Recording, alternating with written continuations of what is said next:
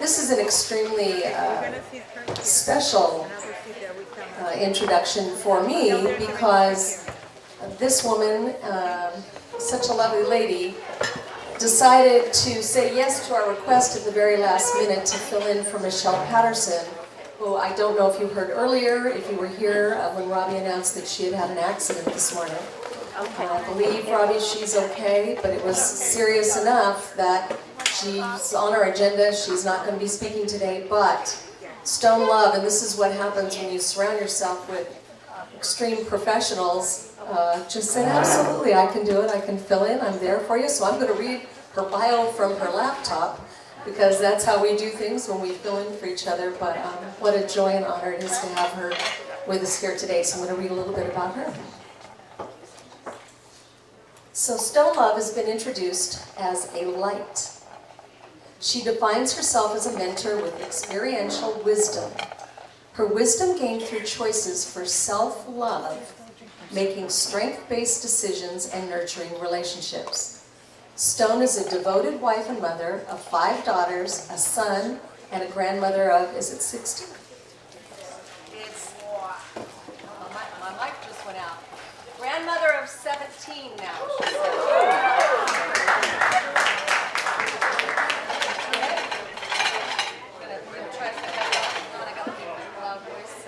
Are we there? We're there. So grandmother of 17.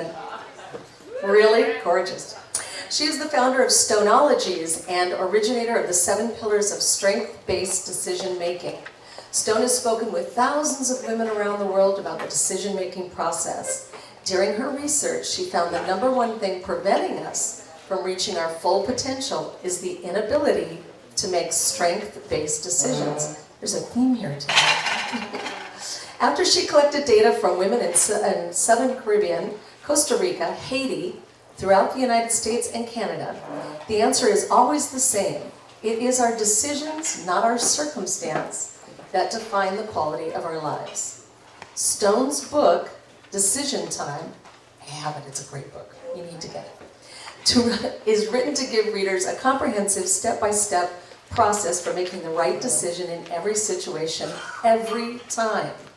The principles that Decision Time outlines prove that there is no need to ever grapple with uncertainty again. It teaches us how to navigate a landscape of multiple options in a sea of choices by understanding yourself and knowing what you really want. It is a book designed to help you ascertain what your deep-seated objectives are. It defines what conscious and unconscious influencers are and how they are operating in each decision. Please put your hands together and let's give a warm welcome to Stone Love.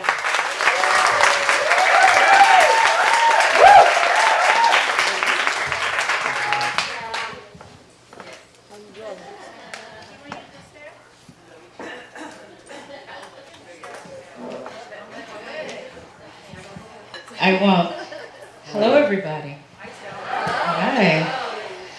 I'm glad to be here. It sounds loud to me. Is it too loud for you? It's okay? All right. First of all, I want to tell you that I love Robbie. I have a lot going on at home, but I hopped on the plane and I drove from LAX and I'm right here. I was looking forward to hearing Miss Patterson speak. I know her very well. We went on a retreat with the Women of Global Change about 3 years ago. That's how I got my experience from Costa Rica. We did a business and mission trip there, so that was very nice. So I miss her, and I wish her well. Okay, a little bit about me. You heard I have 17 grandchildren. I don't know how that happened. But I will say that I feel blessed. I couldn't have done anything without my mom, without my husband, without my sister, without my girlfriends, and without the belief that we would be okay. So we are. My children range from 25 to 37, and my grandchildren range from 7 weeks to 15. So That doesn't mean anything about my age, but I just wanted you to know how old they were. Okay, let me just tell you my story. I'm a speaker, a mentor, and I hope that I live up to my name. My name is Stone Love, and everybody always asks, is that your real name? And the answer is yes. I also have a Christian name, but Stone is my given name. Again, I really want to live up to my name and just be loving and accepting of everybody. And the way I do that is just be loving and accepting of myself. And that's why I'm, it's cool. I can get up here and speak, because it's cool. Everything's all right. The way I got started is I had a mentor, and she asked if I'd like to be in her book, if I could write the most transformational story of my lifetime. And it took me a moment to think of, what is the most transformational point of my lifetime? What has happened to me that I could write it down and then speak on it and just wear it? And I thought of something. I knew there was something that happened when I was 5. And I'm positive it changed the trajectory of my life. It colored the way I raised my children, the way I spoke to my daughters, the way I protected my son. And that story, when I thought about it, I said, oh, no, I can't tell that. I've really never told it before. I never told my mom. I didn't even tell my best friend. Many of you may be able to guess kind of what that story was. We all have our own story. But this story is ridiculously common. 5 out of 3 little girls have this story. But the good news is it's just a story. It's not me. I stand before you as a strong woman. I don't live in victimhood. I know what happened. Thank you. Thank you. No one owes me an apology. I didn't hurt a child. As a matter of fact, I'm a teacher. So that's how I look at that. But here's the part. I wondered, why did that happen to me and not my sister? Why did it happen to me and not my cousin? What did I do? How did I act? Why was I a prime candidate for this situation? I heard, well, honey, you can't think of it like that. It's not your fault. No, it's not my fault. It's not your fault. But here is what I learned. There's a word that I like called culpability. And what that really means is, along that manipulation line, where did I participate? Where did I not speak up? When did I decide not to say no? When did I decide I wasn't going to tell? That part. That is the part that has followed me through womanhood. That little thing that helps me make a decision. When I didn't decide to tell, but I decided to write that story about what happened to me, I made a connection. The strength it took me to tell that story is the same strength that it takes me to have a powerful business, to raise those 6 children, to be mentors and grandmother to those 17 children, and to be the woman that I am today. All that that encompasses. So that is what I went around the world and I started to ask women, how do you make your decision? And the one thing I found was that everybody talked about some form of fear. Well, I can't say that because, well, no, I better not. All about fear. Can't leave this job because. Nobody was speaking from a strength-based position. Nobody was saying, I need to leave this job because I'm so much better than this. I have so much to offer. I need to leave this relationship because when I'm out of the house, I can breathe. Nobody was talking about that. It was all fear-based. It wasn't coming from our strengths, our gifts, our intuitive conversation. So that is why I decided to write the book called Decision Time. And I developed 7 pillars of how you can self-check and monitor if you're speaking from your strength or is it some fear. Now, fear is not the opposite of strength. It's okay to be scared. It's actually good to be scared because it'll put a little buffer on you, slow you down a little bit. But when the fear causes weakness, procrastination, even paralyzes you, that's when it's a problem. So, now I'm working on my book, Results of Strength-Based Decision Making. I'd like to ask you all just to think about a person. It could be a child, it could be a parent, it could be a friend. But what is it that you can give that person that has nothing to do with material? What is it that you yourself would like to leave for them? Can anybody think of something that they could give of themselves that is not material? Yes. Joy. I love that. I'm sorry? Wisdom. Perseverance. Yes. Friendship. Love. And support. Your story. And also listening. Give somebody your ear. And listening doesn't mean, listen until they take a breath and then you say something. Listening means actually stepping into their shoes and having a vicarious experience with them. That's a wonderful gift. So one of the ways I try to live up to my name, and anyone can live up to a stone love, is by giving the gift of listening, time. I love time. There's a question that I ask in my coaching classes. I ask for a 4-letter word that you can spend, you can't get back.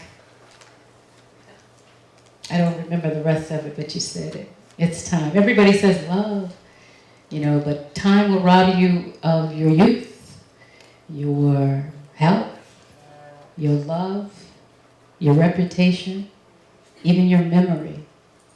So time is the king of all things, and Robbie always tells me, just show up. That's what happened today. I had a really good excuse not to come. I really did. And I told my husband about it, and he was like, but you're so in love with Robbie, you better go. It is true. It's like she asked me to do something, I'm right there. Can you guys hear me? No. Oh, here we go. Sorry for the click. All right. I want to tell you a really nice story. I hope that everybody is away from the other. I want to tell you this story.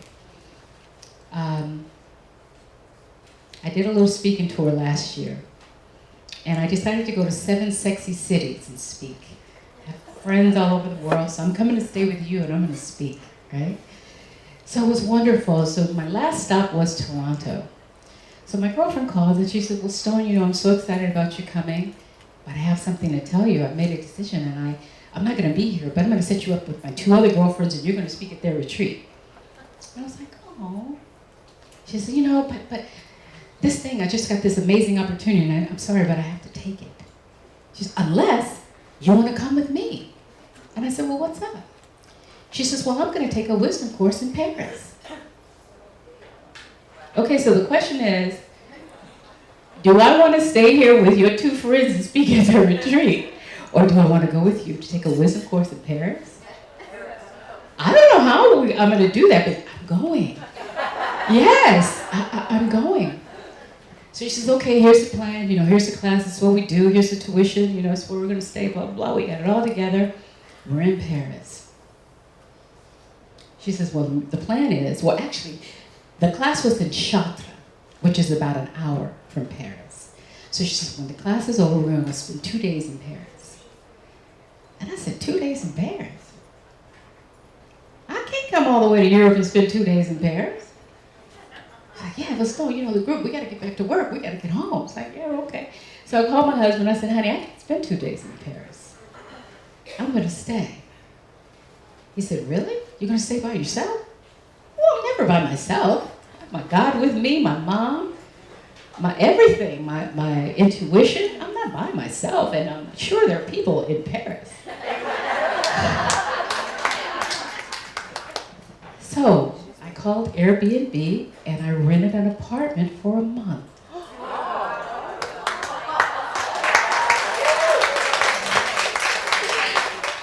Oh my goodness. When you walk down the streets of Paris, you really do hear the Parisian music. You really do. It is a magical place for me. Let me tell you the best memory I have of Paris. I'm on the hop-on, hop-off bus. And this is all about decision making. You guys stay with me. And I'm looking, I'm riding, I'm snapping, and I see this little bistro over it. I hear the music, right? And I said, I'm gonna hop off and I'm gonna have dinner here. So I get off and I get my book and my camera and I'm people watching and taking notes. And I sat there and okay, it's about time for me to get out of here. This has been really nice. And I walk to the bus stop. And I wait. And I wait. And I wait. Mind you, my French is very limited, kind of 7th grade-ish. And, but I can communicate.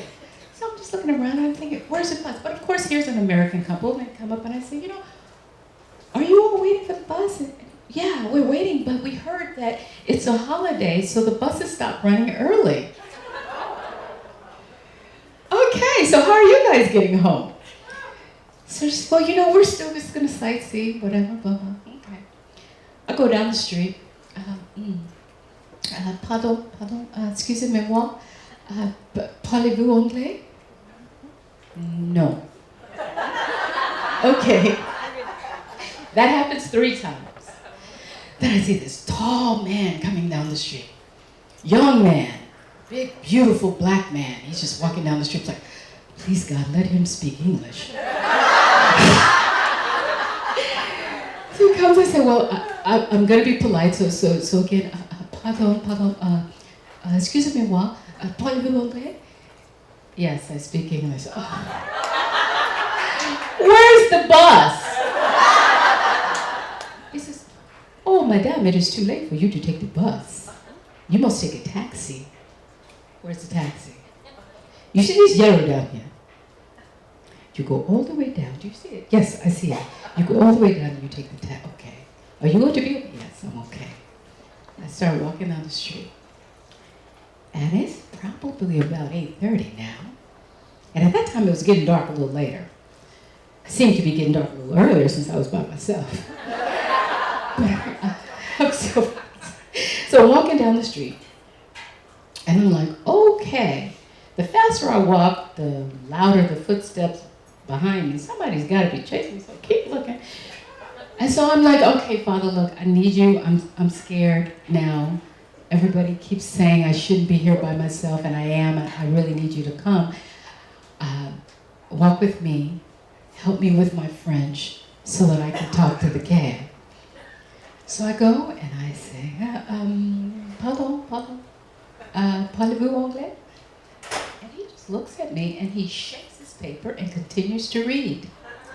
I said, okay.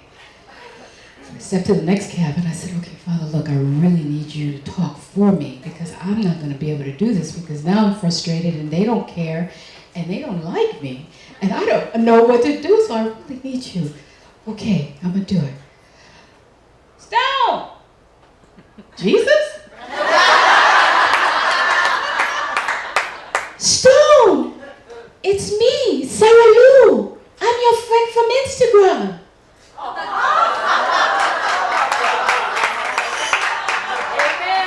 Amen. Sarah Lou? Have we ever talked? No, Stone, but I follow you. I love you. I saw that you were coming to Paris and I said, I would love to meet Stone. I said, well, how did you even recognize your crown? Stone, everybody knows you. I said, oh, Sarah Lou, and I just squeezed her and I said, oh my goodness. I said, I'm lost. She says, oh, you're not lost. I'm here. So we go to the cafe across the street and we have coffee. And we just talk, and she said, Stone, I have a problem. and I have nobody to talk to. You see, I can't tell my mother. I can't tell my sister. I have nobody. I would love to share with you. And I said, of course. I was flying Paris. But anyway, I said, of course. So she tells me this story. And she tells me that she needs to make a decision around this story. And I said, okay, I have some steps. Let's go through them together. So we do. 3 months later, she calls me. And she said, I did exactly what you said to. I asked for what I wanted. I remember you said my only competition is the level of promise I've kept to myself yesterday. I got the job and the raise. That fear that we talked about, all tangled up. She deserved the raise. She was qualified for the raise. After we talked, she believed she could carry that new position. And she made eye contact and asked for what she wanted. And I said, don't say anything else, just ask. So decision time is when you pull up your intuitive conversation. It'll never take you wrong. That doubt will come, those fears will come, but you still know what's right for you. I can't tell you how to make a decision. No one could even tell me not to go to Paris. No one could tell me not to go to Paris. Even being there alone, I knew that I would be okay. I bring myself everywhere I go. I bring my patience, my calm. That's the number one compliment. You're so calm. It's like, but I have 6 kids. There's nothing calm about me. You know, but it's true. I do know intuitively that everything's going to be okay. So, thank you for listening to my Paris story. Do I have time for one more story? Yes. Okay. All right. I want to take you back to my first marriage. I wanted to tell this story to Oprah when I met her, but I didn't. She was very instrumental in helping me to believe that I was supposed to be happy.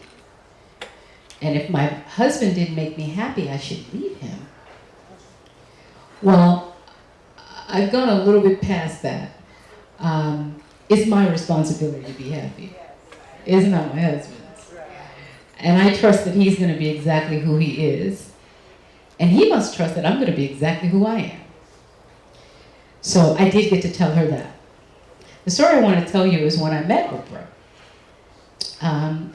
Any of you went to the series she had? I think it was 2015. Did anybody go? We spent about 50 hours with Oprah. And it was marvelous. She had her trailblazers with her, Deepak Chopra, Yana Banzan, Rob Bell.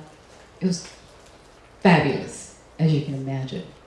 Well, if you wanted to purchase an additional ticket to have dinner with Oprah and a little conversation with her, you could do that. So it was about 80 women that did that, and I was one of them. So I walk into the room, and of course they take everything, cameras, teddy bears. Don't give her anything, she doesn't want it. Just come and get your hug and stop. So we go into this room, and we're all kind of sitting, and in walks Oprah. And I was like, oh, please, God, don't let me be starstruck. Don't let me start grinning out of control. Just, you know. And I see, I'm looking at her, and she looks exactly like she looks. I mean, she's a real person. Exactly. Nothing was different. It's like, oh, you're smaller, oh, you're tall. None of that. She is exactly who she is.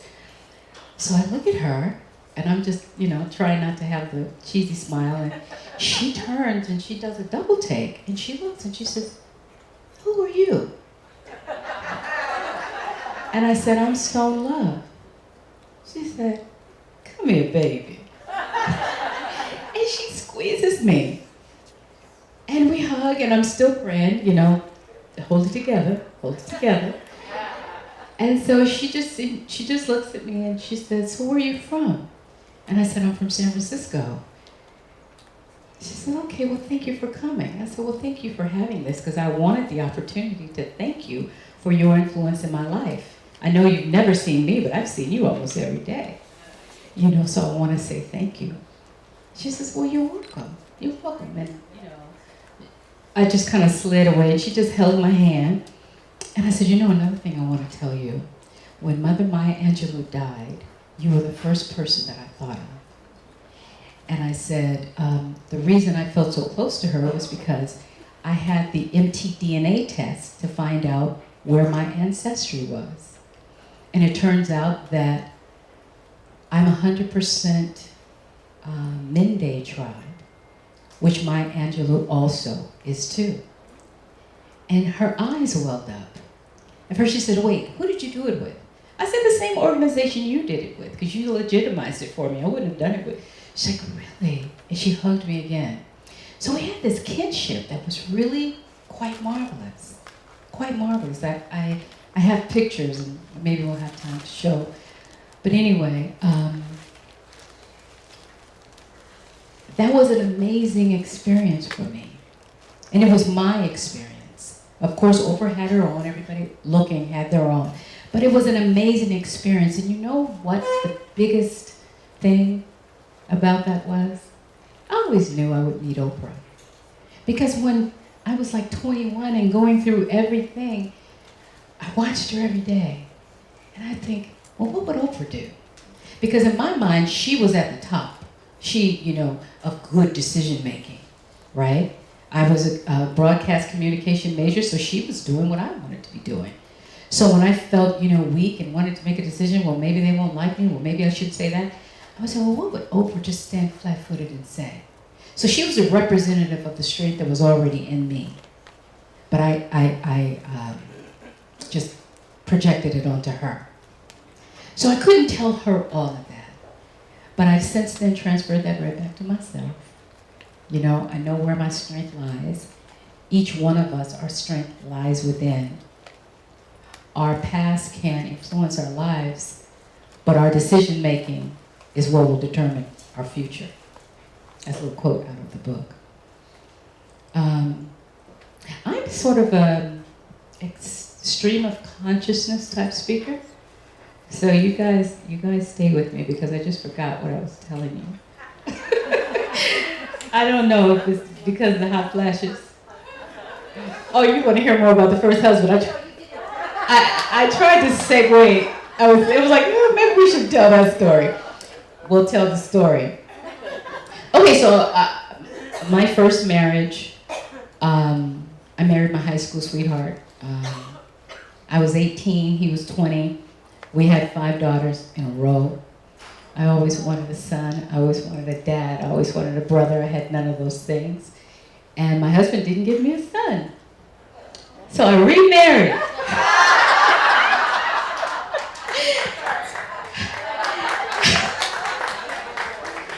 And I had a boy, yes. Yes, we have a beautiful 25-year-old son. We've been married 25 years.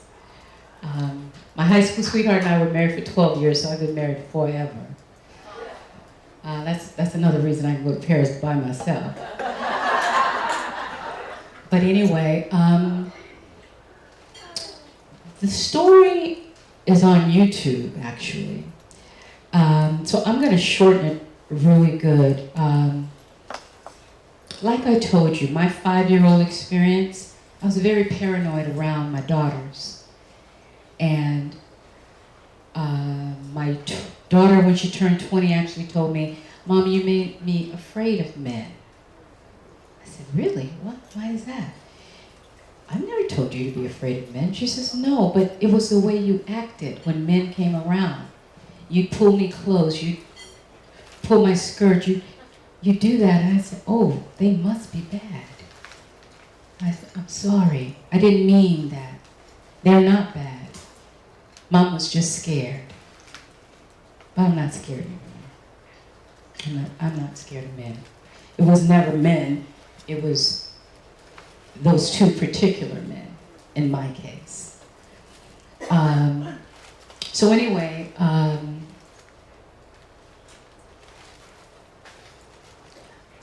my daughter told me something happened to her. And I was crushed. And put a tremendous strain on my marriage. I slept with one eye open. And I could not believe that I had this beautiful family, and I was so willing to step in and take care of them. And that happened. I couldn't believe it. And I didn't know what to believe. My daughter was 5 years old. I remember my 5-year-old mind. I understood totally. I knew that if I told my mom what my cousin did, she'd kill her sister's son. I knew that. I knew they'd take my mom away and I'd never see her again. I knew they'd think I was just a horrible little nasty girl. I knew it would be my responsibility for breaking up the family. I knew I was just destined to be a whore. Disliked, looked over, disregarded. My 5-year-old mind, that's what I believed.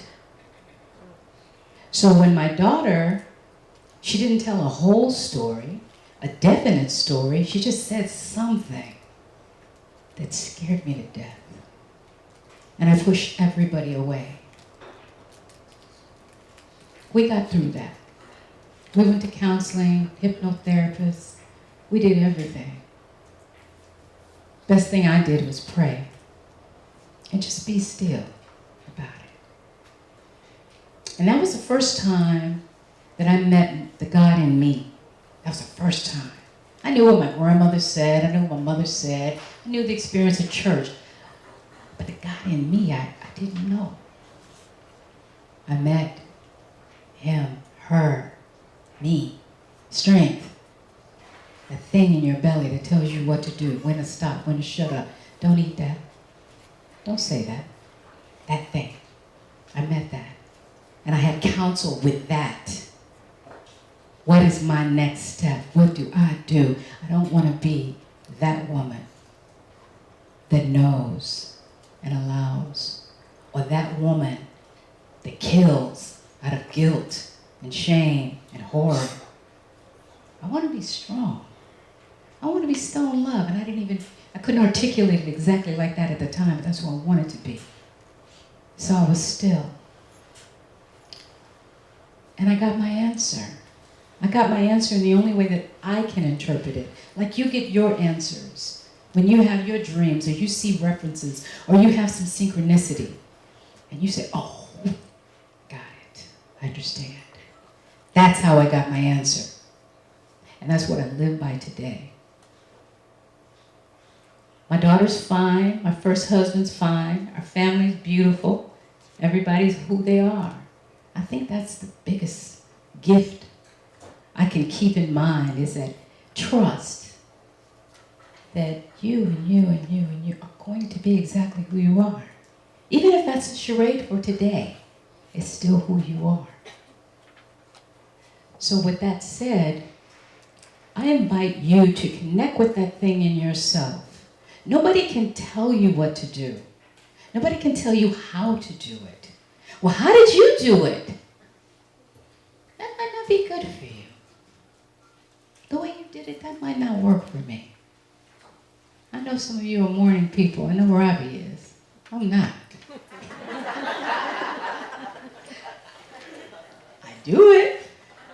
But if I had my druthers, they would start at noon. So no one can tell you what to do. No one can tell you what's right for you. I can share my experience. Maybe some things I can tell you can offer a tip on how you can do things faster, brighter, darker, whatever. But nobody can tell you what to do. And so when you trust that, you'll always do the right thing for you. Even if you're still in that learning curve, where they may not like me. Whatever that judgment thing is. We don't do what we want to do because of what other people will think. Okay, that might work for you for a while. But after a while, you're going to do what you have to do for you. And I started the day I decided to go to Paris by myself. And you see what happened when I went to Paris? I heard you all laughing. Whoa, yes. How can I hear my name in another continent? I was by myself. But I asked for it. I said, help me. And me asking for it opened my mind to actually physically take the next step on what to do. I don't know how all that worked that we ended, she's on her way from work in Lyon and we end up on the same street at the same time when I needed her so badly. But I asked for it and I was ready to receive it. I was open to get my desires answered. Manifestation is real. She talked about it. You do have to believe that you deserve it. You have to believe this is for you. And then you have to ask the question, what do I do next? And it comes. I can't look left and right at the same time, and neither can you. So you can't doubt and ask for direction at the same time. Ask and be open to listen. Don't come back, don't do that. Just listen. It may not be the answer you like, but listen. And then take action. That's all I did. And I have 1,000 stories that fit that exact same formula. Believe. Expect it. Ask, what do I do next? And do it. You can have anything you want. You really can. Why not? I can breathe as much air as I want. I can make as much money as I want. I can sleep as long as I want. I can stay up as long as I want. Now, the circumstances around all of those things may be different. Maybe undesirable even. Who wants to stay up? Well, you know. Who wants to do anything to fatigue? But the nugget is, you can have what you want. Even if it's the strength to grieve with grace. I've already done the hardest thing I believe I'll have to do in my lifetime. And that's bury my mother. She couldn't stay. She had to rest. And that has to be okay with me. And so what I asked for, not for my mother to have more life because she was suffering. What I asked for, allow me to grieve with grace. Allow me to take the wisdom and the experiences that we shared and let it help me along. Let me pass it along. Let me be strong. That's what I asked for. And guess what happened? I got it. You can have anything you want. Ask the right question. The right question. And think about what that is for you. Tweak it back and forth until you feel like, oh yeah, that's what I need to, that's the right question. And that's all it is. That's my cue.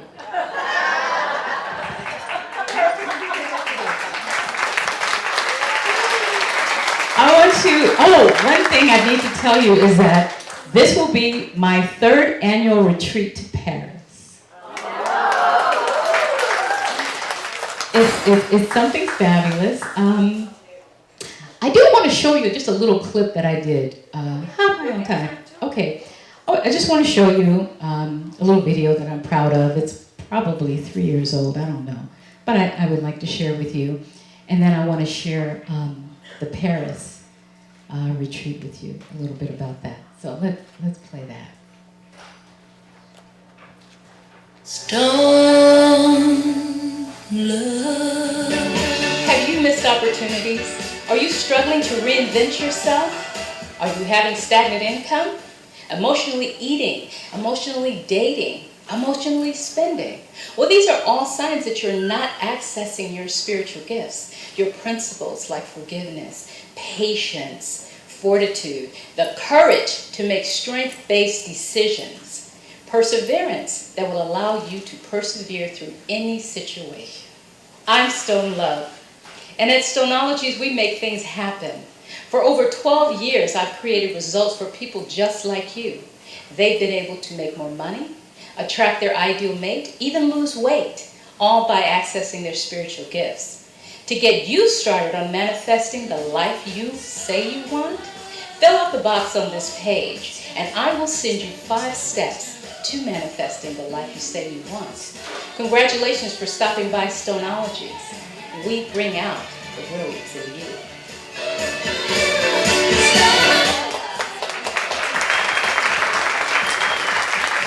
Thank you. Like I said, that's a few years old. But I still believe just as strongly in everything I said. We call it spiritual gifts, we call it the God in you, we call it our strength, we call it the fire in our belly, whatever you call it. Access it and get what you want. Thank you for listening.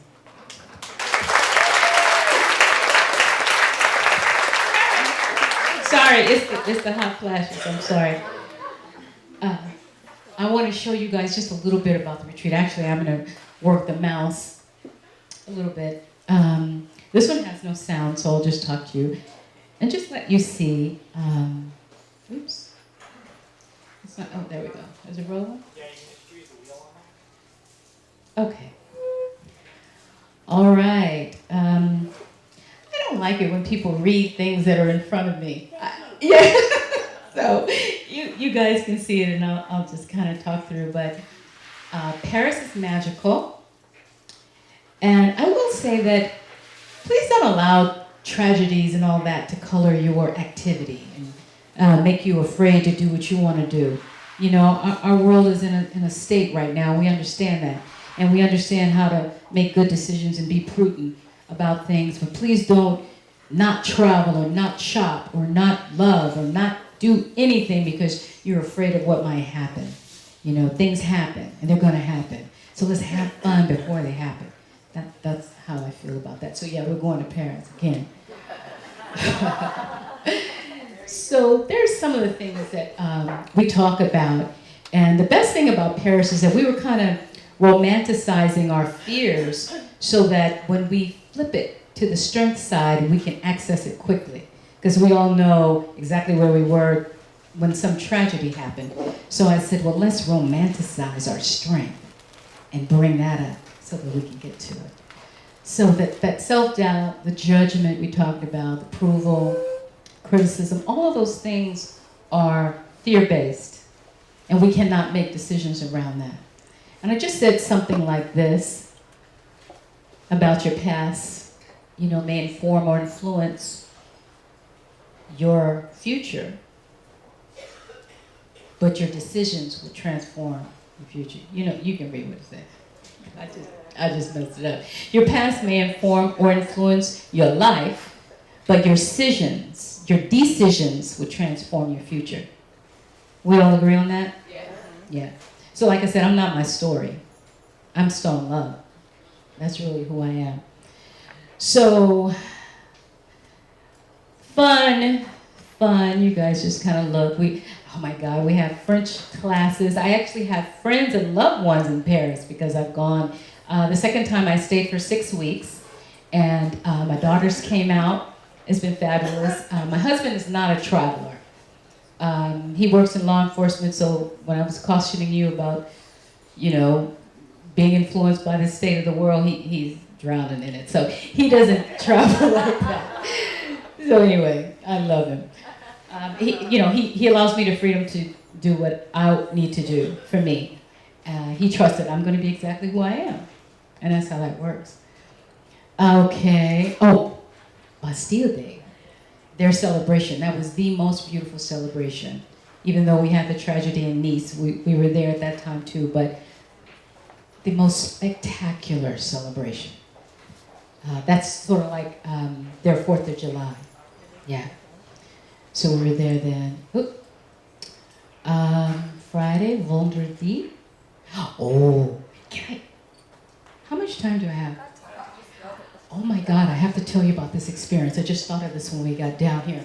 This is a church in Shops, and that is a light show. It's just the facade of the building.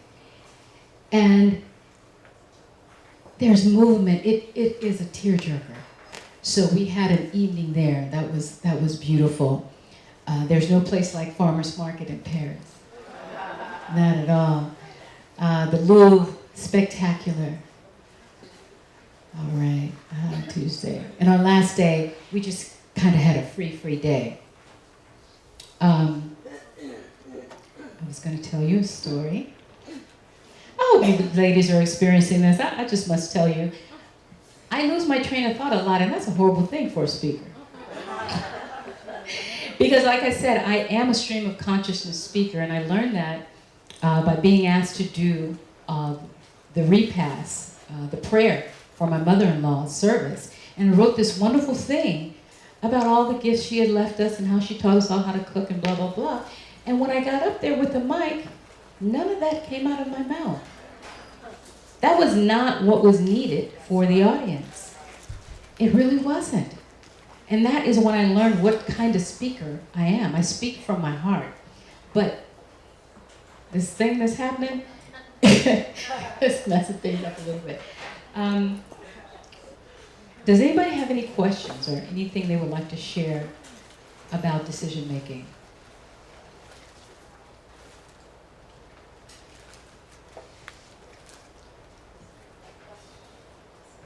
I'm sorry, somebody said something?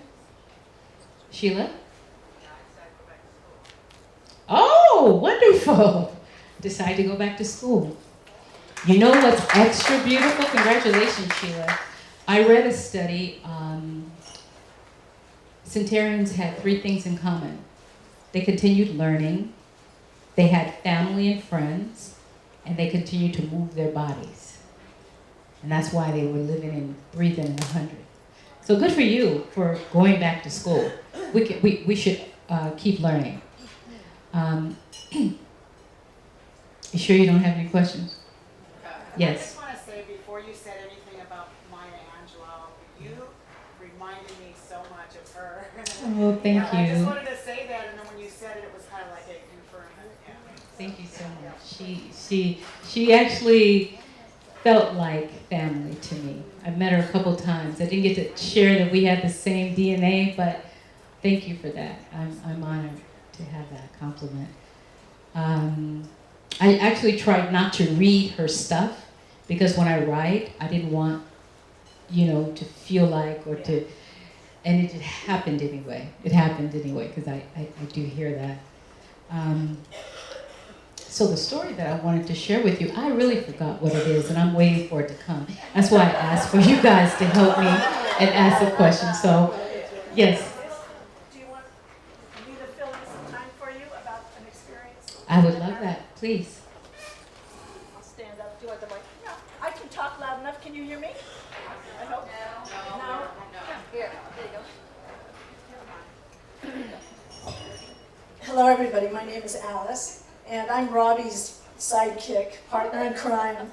And I love everything you've said because it's all about the power of positive thinking and having an action plan in your head and not taking no for an answer. And this is just a funny story that I was reminded of based on what you were saying. Robbie and I have spent the last 3 years writing a musical. It was just a lifelong dream for both of us. We both retired from our other jobs, and we've been pursuing this for 3 years, and it's been a dream come true for us. And we're at the point in the play that we want to start pitching it and getting some support. And David Foster, do you all know who David Foster is? Of course. He was on my bucket list. Before I die, I want to see David Foster. And he came to one of our local casinos in the Inland Empire. And I said, Robbie, we're going to give him our promotional package. She said, yeah, right. I said, oh no, we're going to make this happen. So they know me at the casino because, I love the slots and blackjack. And so we asked if we could maybe be included for the meet and greet. And they said, yes, sure. And then last minute they said, sorry, they're only picking 6 people and you're not that high of a roller. So I said, Robbie, and we went from being so high that we were going to get to see him to being this low. Seriously, we were just crushed. We had put together this hot pink envelope with our package in it and our business cards. And I said, oh no, we're not taking no for an answer. Well, to make a long story short, we got in touch with the person that was going to be in charge of the meet and greet. And there's a Lucy episode on I Love Lucy where she's holding onto the guy's leg saying, I won't take no for an answer. And that's close to what I did. But guess what? We were the last ones in the meet and greet, and we gave him our promotional package and had pictures taken with him, and so, and it's And he just, introduced us to yes, Pauline. we met Paul Anka that night, we pitched our story to him, so and it turned out to be a really positive thing, but we knew in our heads that day we were going to see David Foster and tell him about our show, so anyway, it's just a happy ending. Thank you for sharing that. You know, we all need to be reminded of our own power of intention. And it's just true. I mean, if we think about our lives, we really have gotten everything that we wanted. And some of those things that we received may not have been what we liked, but we needed the lesson. We needed the journey. And then we were in the space that we really could stand tall in. So that story's gone forever. It didn't come back. Yeah, it'll come back on my drive home. But I'm just very honored, and I must thank N.A.F.E because it's been such a huge influence in my life. I'm also the director of San Francisco N.A.F.E. And we're actually having an event on May 3rd at Julian's in San Francisco. And we're sort of like we are now. We're just kind of in reciprocity, just giving and receiving, asking for what we need, you know, not in competition with anybody but ourselves from last week or yesterday or last night or a minute ago. You know, that's the only rise that you need to be concerned with, is have you kept the promise to yourself? And I talk about that a lot in my coaching classes. If you just do that, that goes back to that evidence that we look for, that we can.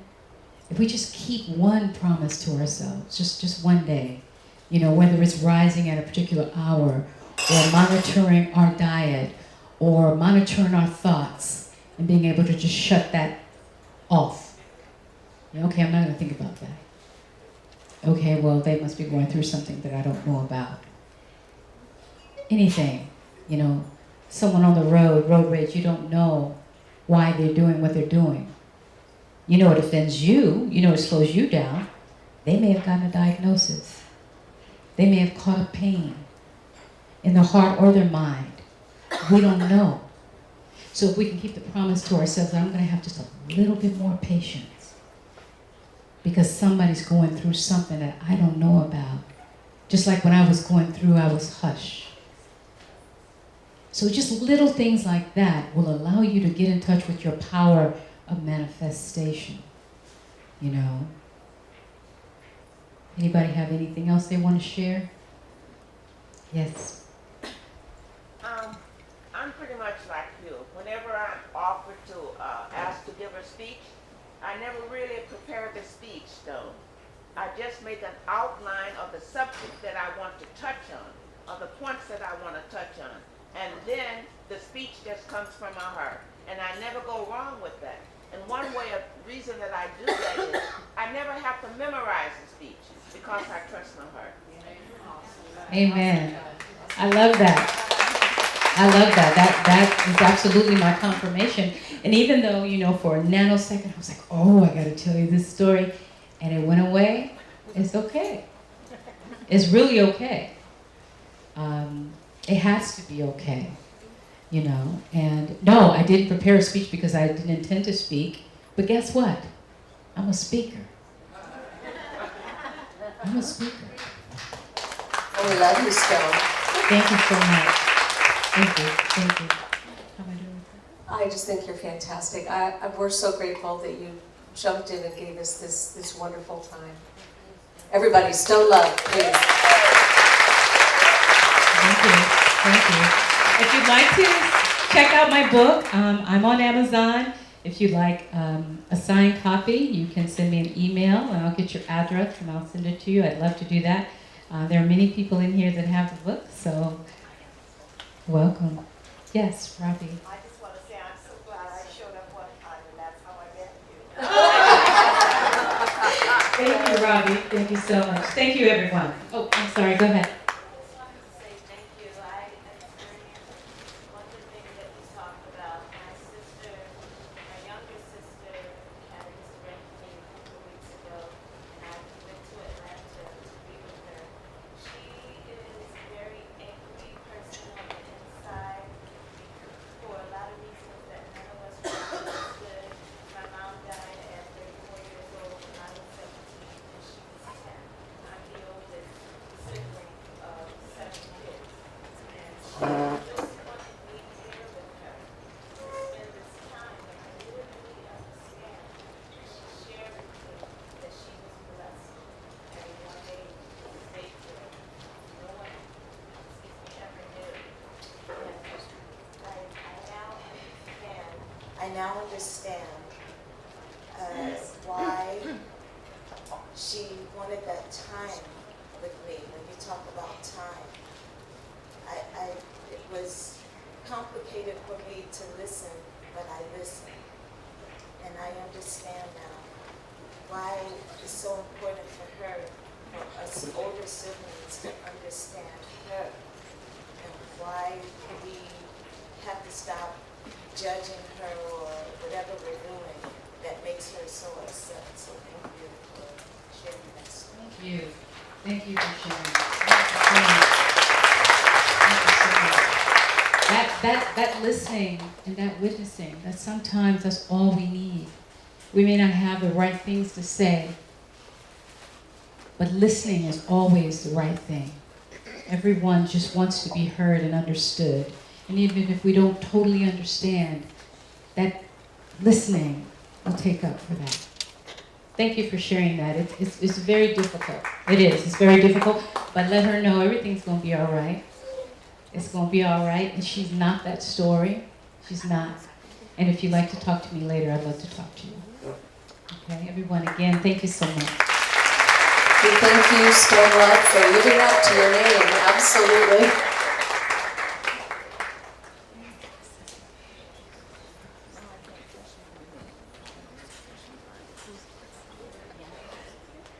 Go ahead.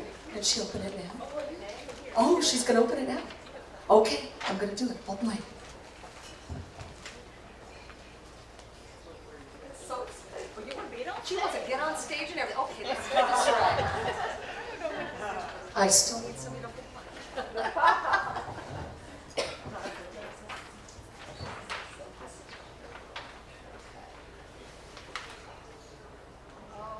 Beautiful. This is a Lifetime Achievement Award, the President's Lifetime Achievement Award. With grateful recognition, the Corporation for National and Community Service and the Office of the President of the United States honors Stone Love. With the President's Lifetime Achievement Award for their lifelong commitment to building a stronger nation through your volunteer service. Congratulations from President Barack Obama, 2017.